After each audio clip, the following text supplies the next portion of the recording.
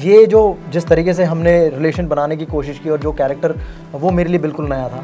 For me, the draw and pull of Kota Factory was that it was made by people at a time when no one believed in them.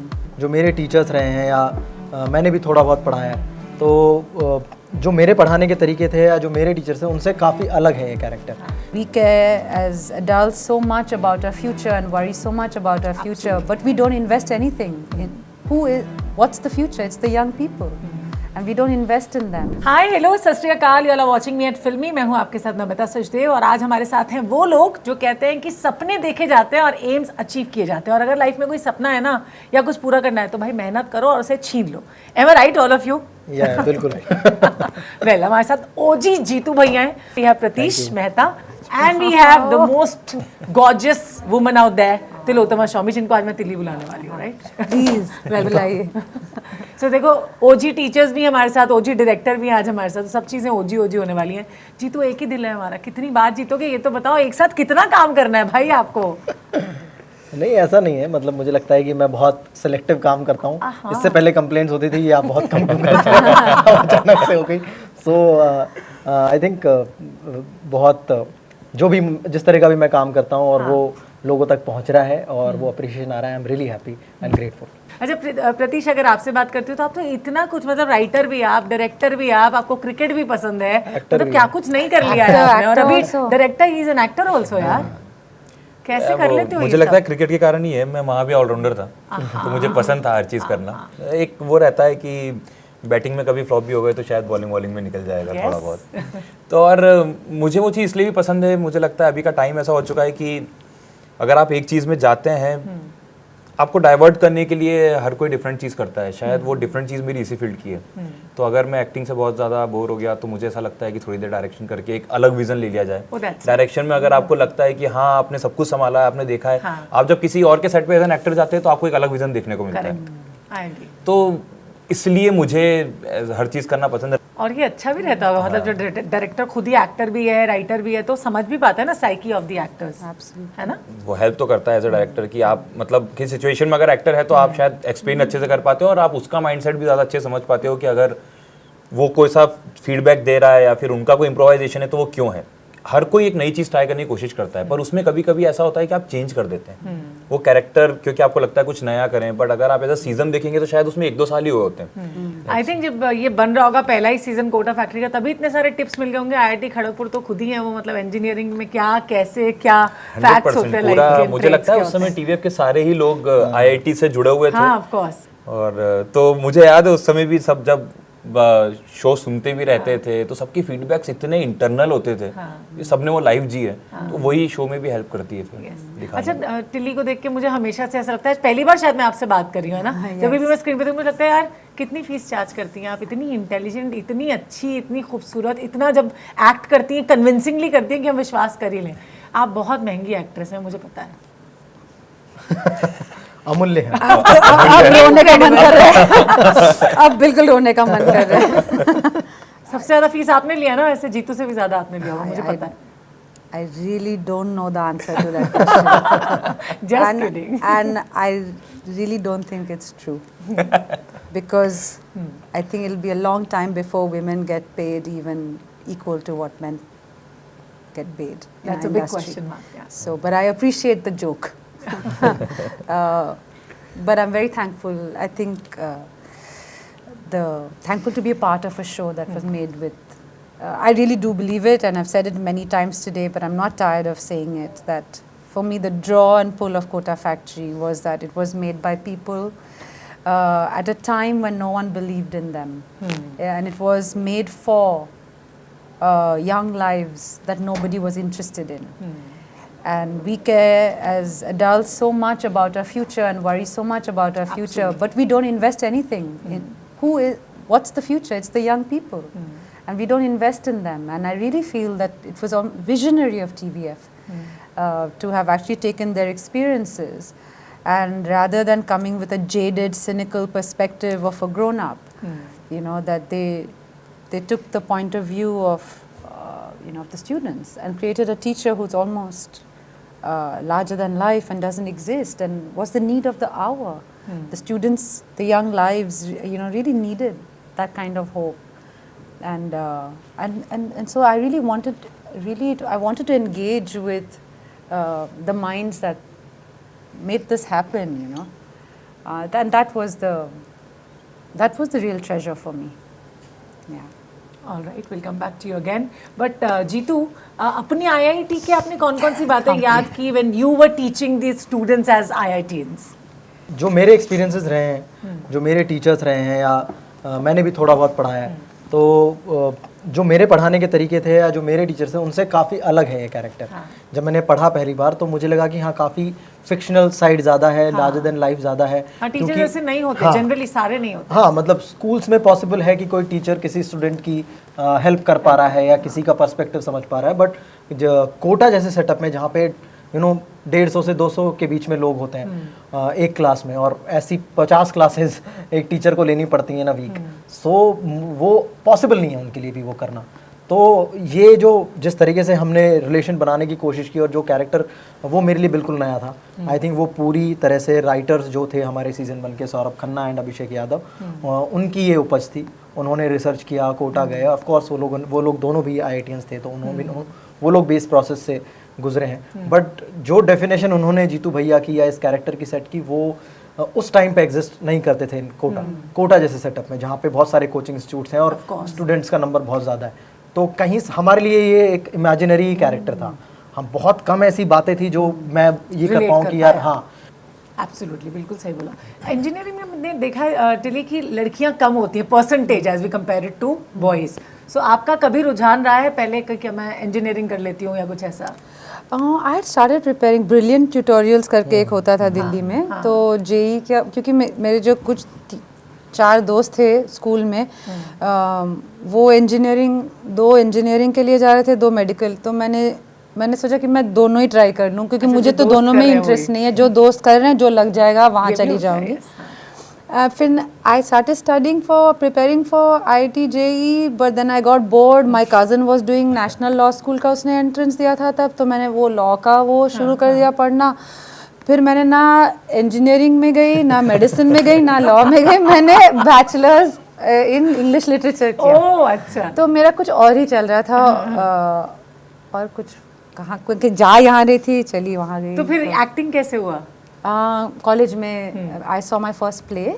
Piyush Mishra ji एक 1 man show कर रहे थे। It was called whatever happened to Betty Lemon, and it was the first time I was seeing a play. I had never seen a play actually, and he played so many parts. Okay. I think some 14 different characters, I can't remember, and man, woman, and he just shifted from one to another one. And I couldn't understand that who is this person who has so much empathy that they can just transform, you know. And I was very curious to know what kind of human can do that. And then I became interested, and so my journey started in Lady Shri Ram College. And there was a notice board में एक था audition के लिए, for a part that had very few lines. So I thought, because I had a stammer, if I do this part, no one will know. And so I auditioned, and it was a silent audition. There were no lines in that scene. That's why I think I got it. And then I did many shows of that play. And one day I realized my stammer had gone. Oh, that's and nice. So it became something which was very therapeutic for me. And then that's how I got interested in it. I want to know more. वो पीछे से मुझे ऐसा किया जा रही, but I really want to understand it. मैं बिल्कुल उसी में थी जब आप बता रही थी. So yes, I would do that. Pratish, अगर आपकी बात करें, आप तो उज्जैन से हो, है ना? आप कैसे बम्बई आए पहली बार? मैं बम्बई पहली बार आया, मैं कंपनी सेक्रेटरी था। हाँ. तो हाफ CS. तो फुल फ्लेजेड डायरेक्टर। हाँ, तो उसके लिए मुझे इंटर्नशिप करनी थी, तो मैं इंटर्नशिप के लिए मुंबई आया। हाँ. और मैं और मेरा एक दोस्त था, वो आए थे, और हमने बोला था जहाँ जाएंगे साथ में जाएंगे, क्योंकि हमको मालूम था कि बहुत बोरिंग है, तो अकेले अकेले तो नहीं हो पाएगा। अच्छा, लाइफ बोरिंग है या क्या बोरिंग है? मतलब पढ़ाई में अकेले अकेले कि तू भी उधर कर रहा है, मैं उधर कर रहा हूँ, तो फिर क्या इंटरेस्ट क्या है फिर? तो एक जगह मेरा सिलेक्शन हो गया और किसी और जगह उसका सिलेक्शन हो गया, हम दोनों को एक जगह पे नहीं मिल पा रहा था। तो हम दोनों ने मना कर दिया कि नहीं करेंगे, जिएंगे मरेंगे साथ तो साथ, ये ऐसा दोस्ती मतलब हम नहीं नहीं करना। छोड़ेंगे। तो वो अच्छा पड़ता था, वो तो आगे निकल गया पास होके। फिर मैं उस फिल्म में पहली बार मुंबई आया था और मुझे कुछ नहीं पता था, मतलब कि क्या होता है, कैसे होता है। मैं थिएटर करता था, मैं लिखता था, मैं एक्ट करता था।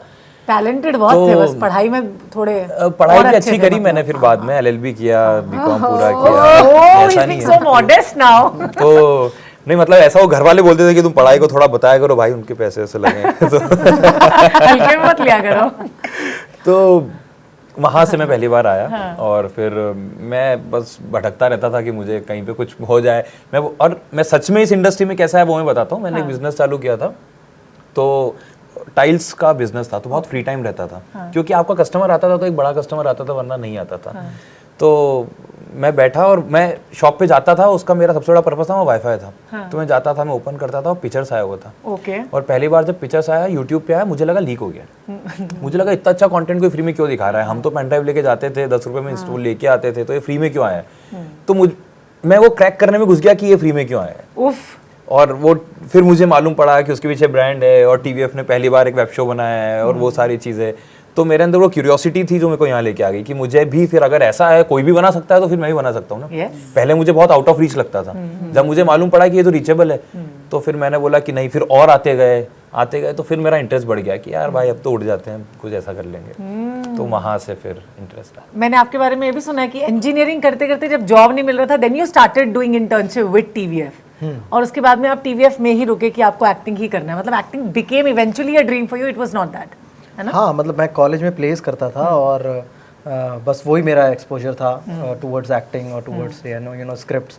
सो बट वो एज अ हॉबी करते थे कॉलेज में, क्योंकि पढ़ाई होती थी तो साथ में कुछ एक हॉबी चाहिए। तो उस तरीके से कभी ऐसा सोचा नहीं था कि प्रोफेशनली एक्टर बनेंगे। बट आई थिंक शाहरुख से इंस्पायर रहते थे फिर भी। हाँ, मतलब आई थिंक हर किसी का फेवरेट एक्टर्स होते हैं, तो he is one of them. So but कभी सोचा नहीं था। आई थिंक सबकी प्लेसमेंट हो गई थी, मैं बचा हुआ था कि जिसकी प्लेसमेंट नहीं होती। एक विंग कल्चर होता है जिसमें यू नो 8 सीनियर्स होते हैं, विंग कल्चर होता है। तो हॉस्टल में एक floor is a wing, so wing में 8 सीनियर्स होंगे, कुछ जूनियर्स होंगे, तो उस तरह से रहते हैं। तो जब वो जो जिनका प्लेसमेंट वाला साल है, तो उनकी जब सबकी प्लेसमेंट हो जाती है, तो फिर एक बड़ी पार्टी होती है जो अपने जूनियर्स को देते हैं। ओह अच्छा। और वो तब तक नहीं होती जब तक सारे प्लेस नहीं हो जाते। तो सब प्लेस हो चुके थे, सिर्फ मैं बचा था।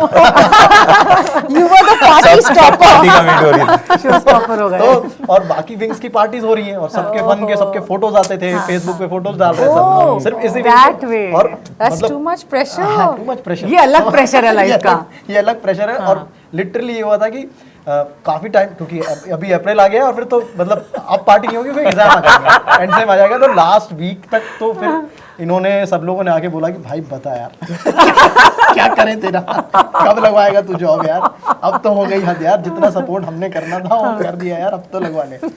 देन मेरे एक दोस्त है जो वहाँ पे प्लेस लिखते थे। I think he is one of the talented writers, and I think he wrote all those sketches, pictures, Permanent Roommates, जादूगर, काला पानी, विश्वपति सरकार। He was my senior in college. हाँ, he met you there only ना? हाँ, so वो place लिखते थे, मैं उनमें एक्ट करता था।